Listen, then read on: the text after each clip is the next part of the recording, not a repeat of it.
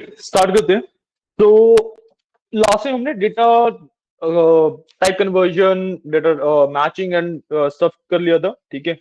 Type finding, type conversion, इस तरीके की चीजें कर ली थी, ठीक है। उसी के आगे बढ़ेंगे आज। तो पाइथन में ना I will do one thing कि मैं आपको असाइनमेंट्स भेज दूंगा अभी, ठीक है।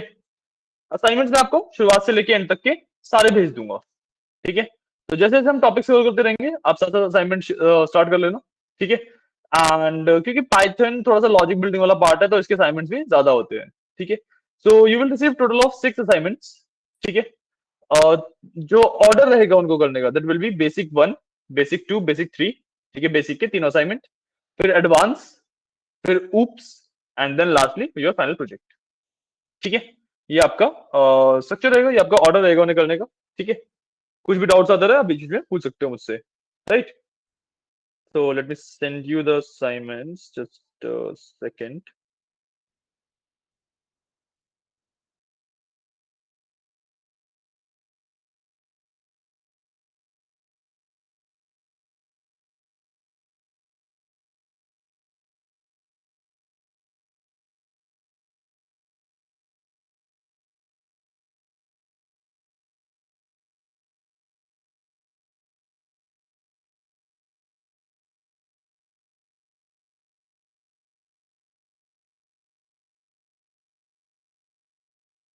ठीक है, बेसिक तीनों भेज दिए मैंने। And so we have advanced, then oops,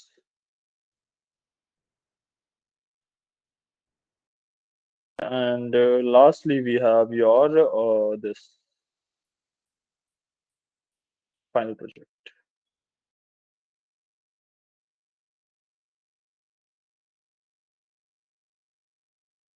और जो मैंने आपको ऑलरेडी डेमोग्राफिक डेटा वाला डेटा सेट दे रखा है फाइनल प्रोजेक्ट में, वही यूज होगा, ठीक है ना।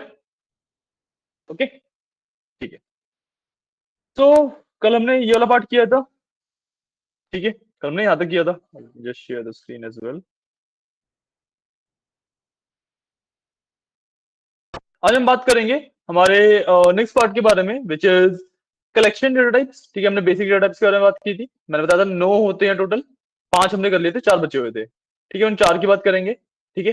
साथ में हम एक टॉपिक और कवर करेंगे विच इज कॉल्ड स्लाइसिंग, ठीक है। साथ में हम एक टॉपिक और कवर करेंगे कॉल्ड स्लाइसिंग, ठीक है। तो सबसे पहले जो बचे हुए 4 हमारे पास टाइप्स ऑफ डेटा हैं उनकी बात करते हैं। तो जो 4 हमारे पास टाइप्स ऑफ डेटा हैं, those are list, tuples, sets and dictionaries, ठीक है। समझते हैं इनको। रिप्रेजेंटेशन तो आपको सामने दिख ही रही है, समझते हैं होते क्या है, ठीक है।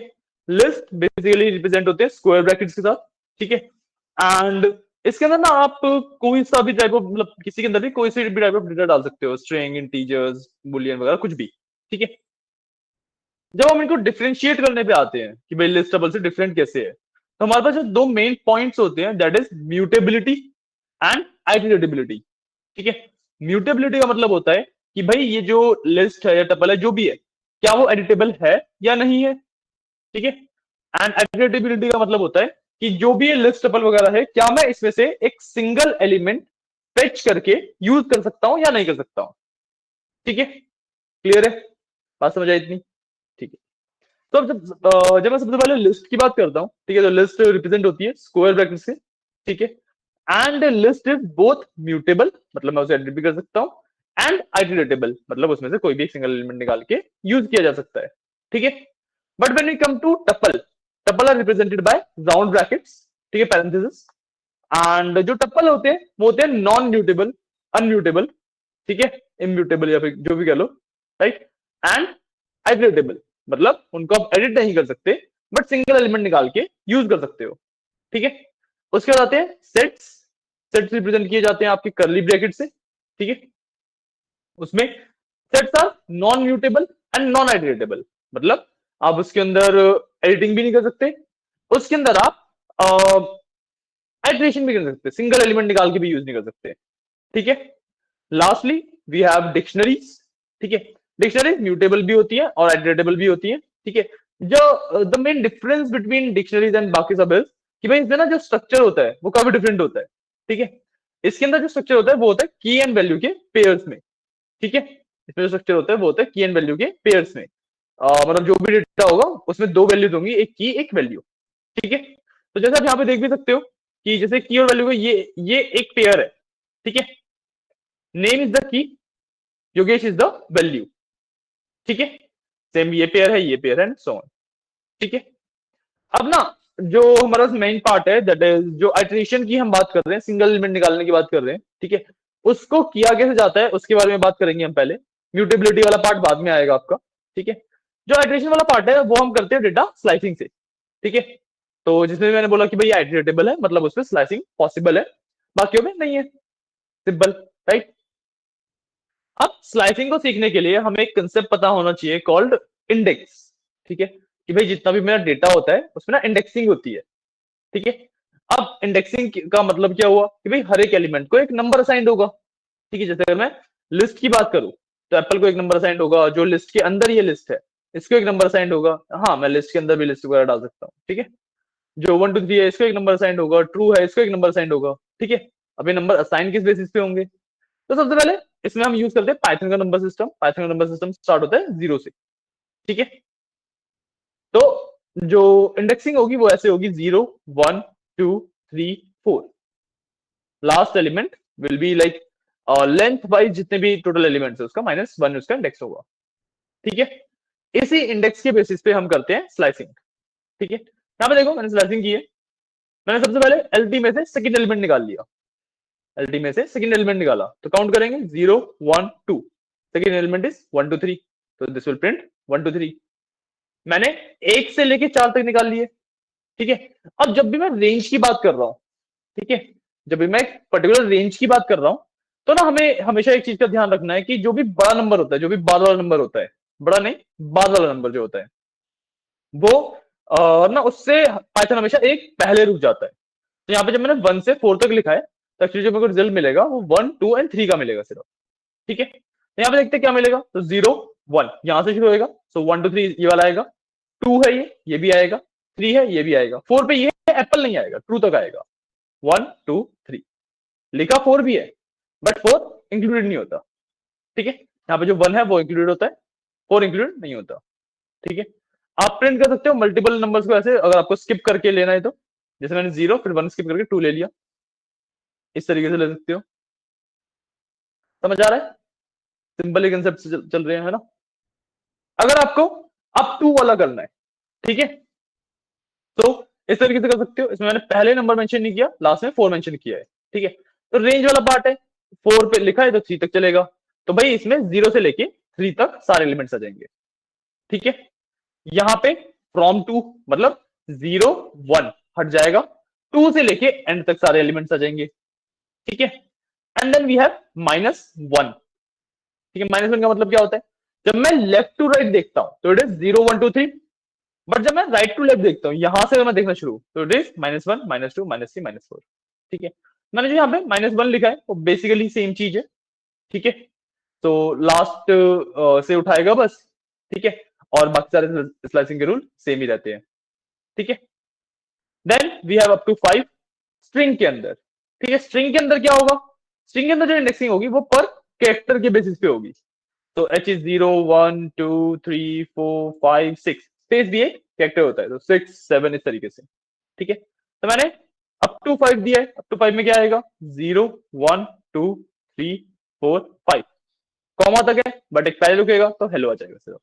ठीक है, और जब हम बात करते हैं डिक्शनरीज की, तो डिक्शनरी के अंदर इंडेक्स बेस्ड स्लाइसिंग नहीं होती, उसमें की बेस्ड स्लाइसिंग होती है। तो लेट्स से डिक्शनरी में से मेरे को नेम की वैल्यू चाहिए। ठीक है, तो मैं डिक्शनरी के अंदर नेम की दे दूंगा, तो इट विल रिटर्न मी योगेश। ठीक है, इसी तरीके से एज दूंगा 34, लोकेशन दूंगा जो भी लोकेशन है वो, है ना। एंड उसके अलावा गिव मी सेकंड, उसके अलावा मैं ना सब स्लाइसिंग भी कर सकता हूँ।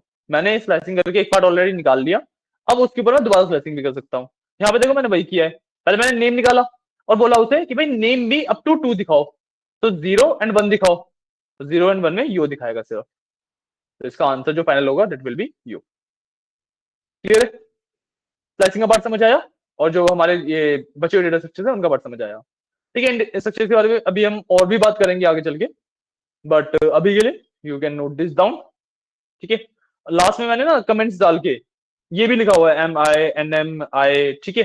MI का मतलब म्यूटेबल आइटरेटेबल, NM का मतलब नॉन म्यूटेबल, एंड I का मतलब नॉन आइटरेटेबल। ठीक है। तो उसकी जो प्रॉपर्टीज है वो मैंने लिखी भी हुई है, तो उसको भी नोट करना चाहो तो आप कर सकते हो, that will be a good option. ठीक है। ये दिखा दिया है मैंने। ठीक है, आप इतना नोट करो, जब आगे वाला पार्ट हो जाए तो लेट मी नो, मैं नीचे कर दूंगा।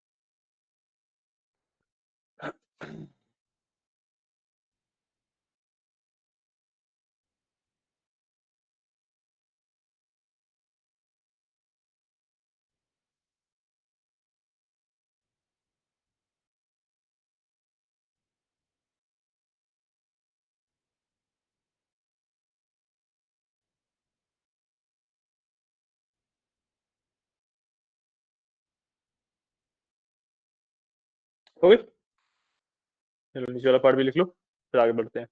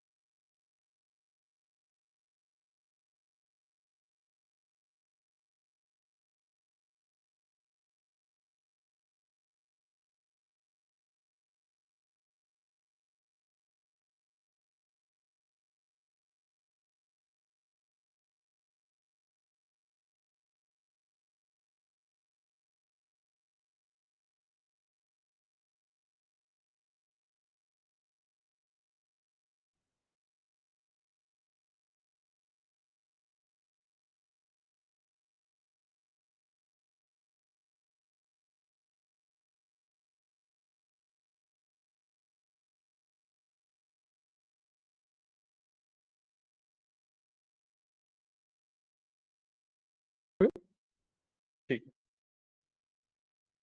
just give me a second।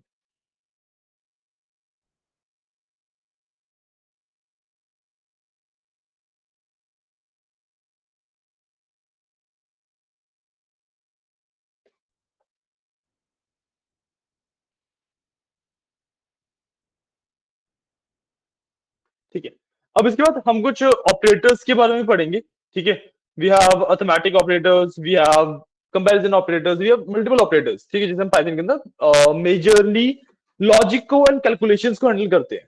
ठीक है, तो सबसे पहले काफी सिंपल से स्टार्ट करते हैं। We will start with arithmetic operators. ठीक है, अर्थमेटिक ऑपरेटर्स हमारे पास वही प्लस माइनस मल्टीप्लाई डिवाइड, ये चार से तो आप फेमिलियर हो गए ऑलरेडी। ठीक है, सो वही मैंने यहाँ पे लिखा है, addition, subtraction, division and multiplication. ये चार तो आपको पता ही है, राइट? ये एग्जांपल्स हैं, आप इनको देख के अब समझ सकते हो, है ना? उसके बाद मेरे पास कुछ होते हैं जो कि लाइक आपने नॉर्मली नहीं सुने होंगे। So first one is modulus.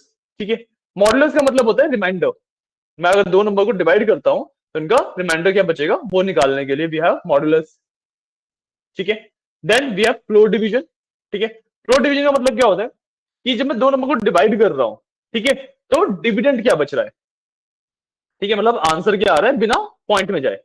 तो 7/2 will be returning 3 because 2 3 6 and जो रिमाइंडर बचा उसको हम सॉल्व नहीं करेंगे आगे। ठीक है, then we have power as well. ठीक है, स्क्वायर्स क्यूब्स पता होगा आपको, इसका आइडिया होगा, है ना? तो we have power. So 3 raised to the power 4 is basically 3 into 3 into 3 into 3। ठीक है, ये होते हैं कुछ मेरे पास अर्थमेटिक ऑपरेटर्स। ठीक है, then comes your assignment operators. ठीक है, असाइनमेंट ऑपरेटर्स का काम क्या होता है, जो वेरिएबल्स हैं उनको वैल्यू असाइन करना। ठीक है, तो जैसे मैंने a equal to 1 b equal to 5 लिखा है, इक्वल टू एक असाइनमेंट ऑपरेटर है। ठीक है, then we have a plus equal to 2 a minus equal to 2। ठीक है, इनका मतलब क्या होता है, a की जो भी वैल्यू ऑलरेडी है उसके अंदर 2 ऐड होके that will be the new value of a। Similarly with b, b minus equal to 2, तो b की जो भी वैल्यू है उसके अंदर -2 होके that will be the new value of b। तो a की वैल्यू 1 थी, प्लस इक्वल टू 2 हुआ 3 हो गई, b की वैल्यू 5 थी, माइनस इक्वल टू 2 हुआ 3 हो गई। ठीक है, दोनों की वैल्यू 3 हो गई, right? Then we have comparison operators. ठीक है, दो वैल्यूज को आपस में कंपेयर करने के लिए। ठीक है, तो we have double equal to, basically दोनों इक्वल है या नहीं है वो चेक करने के लिए। We have not equal to, we have greater than, less than, greater than equal to, less than equal to. I don't think so इनको बताने की जरूरत है ना? Then we have logical operators. ठीक है, we have and, or and not. ठीक है, एंड का क्या मतलब होता है, जब दोनों कंडीशन ट्रू होंगी तभी आंसर ट्रू आएगा, बाकी हर केस में फॉल्स आएगा। और का क्या मतलब होता है, जब दोनों कंडीशन फॉल्स होंगी तभी आंसर फॉल्स आएगा, वरना हर केस में ट्रू आएगा। और नॉट का मतलब होता है फ्लिप कर देना, अगर आंसर ट्रू है तो उसे फॉल्स कर देगा, फॉल्स है तो ट्रू कर देगा। ठीक है। अब इसके अंदर भी ना ऑपरेटर प्रेसिडेंस होता है। ठीक है। इसके अंदर होता है ऑपरेटर प्रेसिडेंस।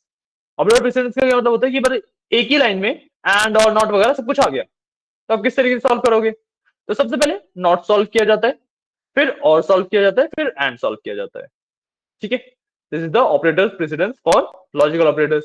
बाकी अगर मैं अर्थमेटिक ऑपरेटर्स की बात करूं तो उसके अंदर तो आपका बोर्ड मास रूल ही लगता है। ठीक है। क्लियर है? ये समझ आ रही है? तो ये वाला पार्ट और नोट कर लो यहां से। फिर यहाँ पे ना आप देखोगे एडिशन में मैं नंबर्स को तो ऐड कर ही सकता हूँ, साथ ही ना स्ट्रिंग्स को भी ऐड कर सकता हूँ। तो hello plus how are you will be hello how are you, बिना किसी स्पेस करके ये दोनों बस कॉन्कैट हो जाएंगी बेसिकली। ठीक है। तो ये वाला पार्ट भी कर लो।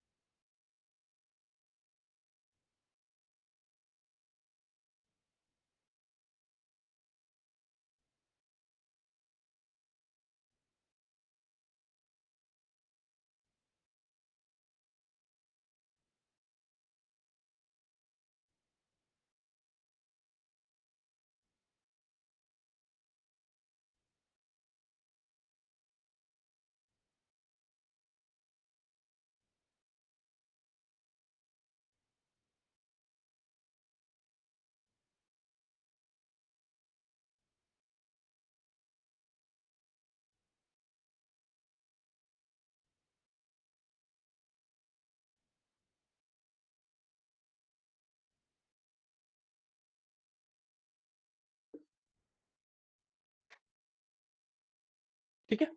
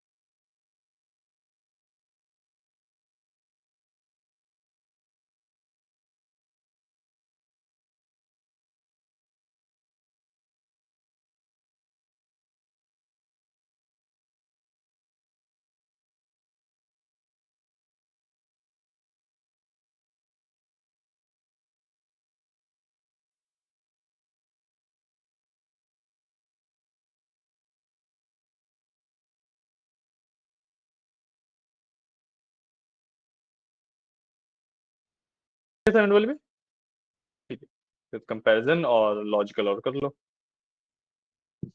ठीक है? ये वाला करो, मैं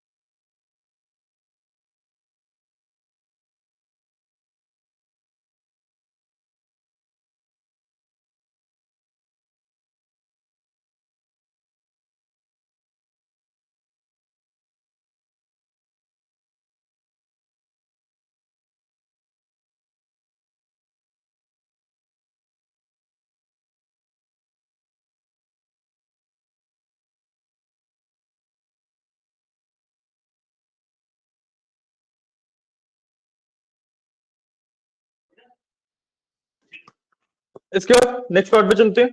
ठीक है, नेक्स्ट पार्ट में मेरे पास एक कंसेप्ट आता है called truthy and falsely values.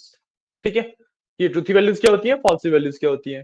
सो इसका सिंपल सा कंसेप्ट है कि भाई जब मेरे पास, अगर मैं, देखो सबसे पहले फॉल्सली ट्रूथी का मतलब बताता हूँ कि जब बुलियन की मैं बात करता हूँ तो वी हैव, अच्छा मैंने बताया था आपको शायद से ना, जीरो और एम्प्टी स्ट्रिंग और वन और वो वाला ट्रू होता है, जीरो और एम्प्टी स्ट्रिंग फॉल्स होता है ना। हाँ, ठीक है, तो बेसिक तो आइडिया है आपको फॉल्स वैल्यू होता क्या है। ठीक है, इसमें रिटर्न किस तरीके से की जाती है चीजें उसके बारे में हम बात करेंगे। ठीक है, तो यहाँ पे देखो मैंने लिखी हुई है वैल्यूज, ठीक है, जीरो एंड एम्प्टी स्ट्रिंग, तो फॉल्स एंड फॉल्स है, राइट। बट एंड के केस में जब मैं फॉल्स एंड फॉल्स होता है तो मेरे पास एक्चुअली आंसर जीरो आएगा, पहली वैल्यू जो फॉल्स है। फॉल्स एंड फॉल्स में फर्स्ट वैल्यू आती है। ठीक है, अगर मैं और के केस में फॉल्स एंड फॉल्स लूं तो सेकंड वैल्यू आती है। ठीक है, इसको लिख लेते हैं एक बार, तो रन हो रहा है।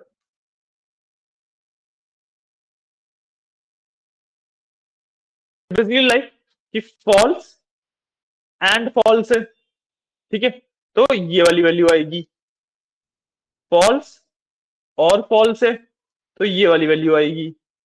ठीक है, ट्रू एंड ट्रू है तो ये वाली वैल्यू आएगी, ट्रू और ट्रू है तो ये वाली वैल्यू आएगी। ठीक है, उसके अलावा अगर फॉल्स और ट्रू है तब तो फिर लॉजिकली देखना पड़ता है, फॉल्स और ट्रू का आंसर क्या होगा, ट्रू, तो ट्रू वाली वैल्यू आ जाएगी। अगर मैं फॉल्स एंड ट्रू की बात करूं तो आंसर होगा फॉल्स, राइट, तो फॉल्स वाली वैल्यू आ जाएगी। ठीक है, बात समझ आइए। तो इसी चीज को कोड वाइज भी देख लो, तो देखो फॉल्स एंड फॉल्स है, पहली वैल्यू आएगी, जीरो आ रहा है। फॉल्स और फॉल्स है, सेकंड वैल्यू आएगी एम्प्टी स्ट्रिंग आ रही है। ट्रू एंड ट्रू है, सेकंड वैल्यू आएगी, सेकंड वैल्यू हेलो आ रही है। ट्रू और ट्रू है, ट्रू वाली वैल्यू आएगी, मतलब पहली वैल्यू आएगी, 12 आ रही है। ठीक है, फॉल्स एंड ट्रू है। ठीक है, false and true is false, तो जीरो आ रहा है, जीरो फॉल्स वाली वैल्यू आ रही है। फॉल्स और ट्रू है तो ट्रू आएगा, 12, तो 12 आ रहा है। ठीक है, so this is how my python returns false identity when using logical operators. ठीक है, अगर मैं लॉजिकल ऑपरेटर्स के साथ फॉल्स identity वैल्यू यूज करता हूं तो इस तरीके से मेरे पास रिजल्ट्स आते हैं। समझ आया, सिंपल कंसेप्ट है। ठीक है, कर लो इसको नोट एक बार।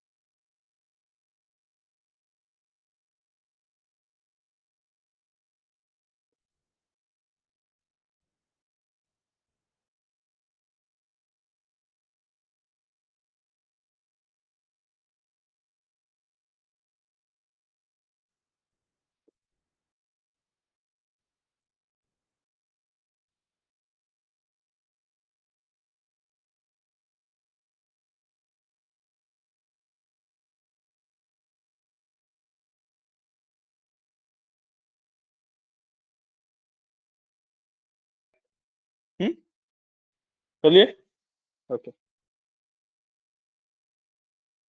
तो बताओ अभी और चीजें समझने का वो है दिमाग की कैपेसिटी।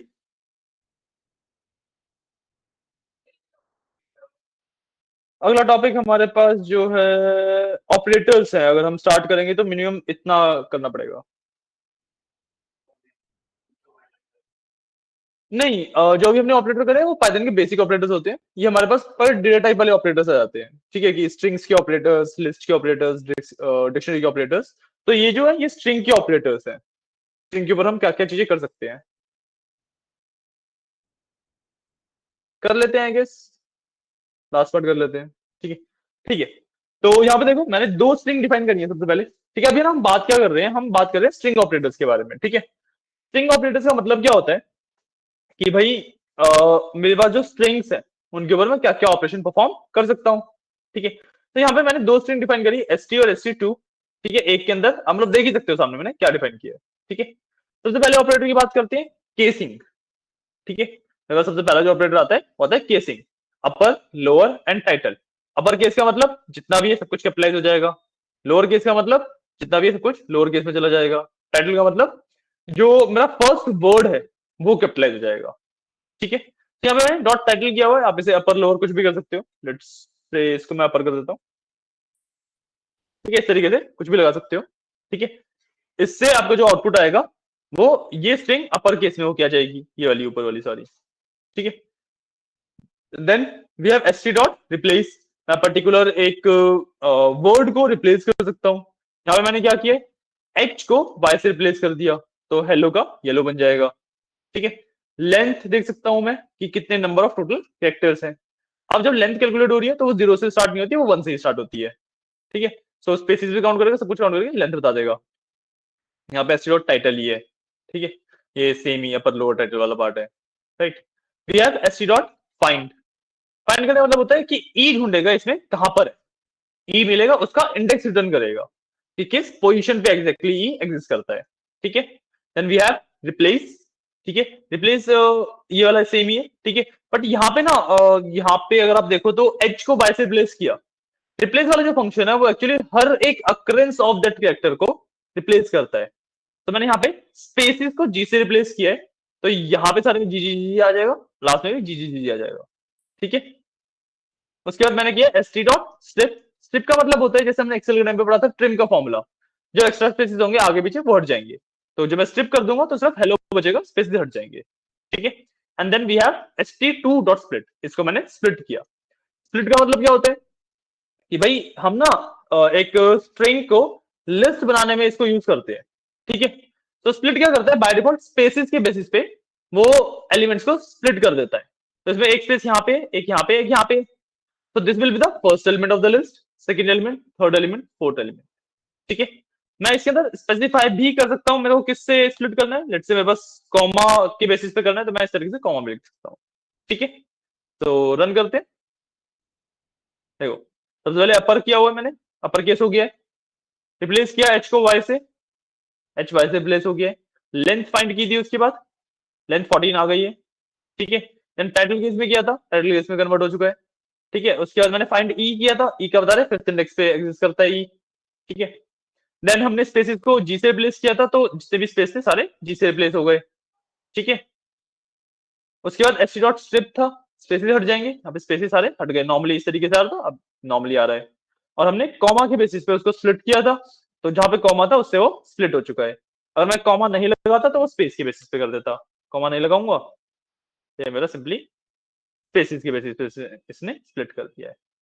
ठीक है, क्लियर है, कंसेप्ट समझ आया, कोई डाउट नहीं? ठीक है, ये वाला पार्ट नोट कर लो। ठीक है, उसके बाद एक क्वेश्चन है कि you have to write the code to find the second occurrence of a character. ठीक है, ये क्वेश्चन मैं आपके ग्रुप पे भी पोस्ट कर रहा हूँ, वो आराम से करके लाना कल तक। ठीक है, this is the last part, ये हम लास्ट पार्ट रख लेंगे। ठीक है।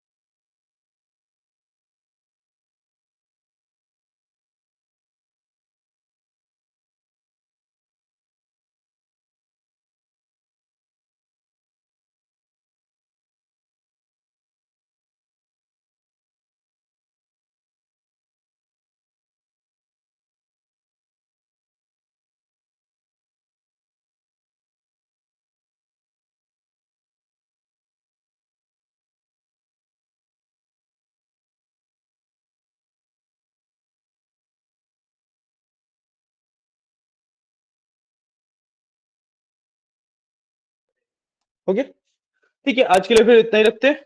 ओके, कल मिलेंगे। कल हम list operations and dictionary operations के बारे में बात करेंगे, वहां से स्टार्ट करेंगे एंड लेट्स सी कि हम कहां तक जा पाते हैं। Timing is 11 AM। ठीक है, ओके, चलिए आज के लिए इतना ही। Thank you.